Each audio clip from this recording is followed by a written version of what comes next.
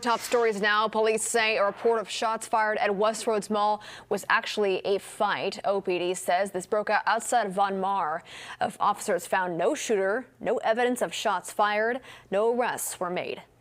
Omaha police arrest a man in connection with a murder near Benson. 19-year-old Kashmir Burse was booked for the shooting death of 18-year-old Darren Greer. Burse faces several charges, including murder and having a stolen gun. The Jewish Federation of Omaha, local law enforcement and elected officials set to address the impacts of the deadly shooting in Sydney, Australia today.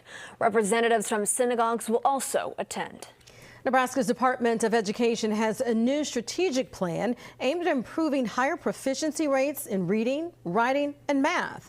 The Education Department also wants to reduce chronic absenteeism in the state schools. Metro Transit's Route 55 will separate from Route 15 today. This will allow Route 55 to arrive every half hour during those peak times. To ride Route 15, you'll have to transfer between 84th and Center and the Exarban Transit Center.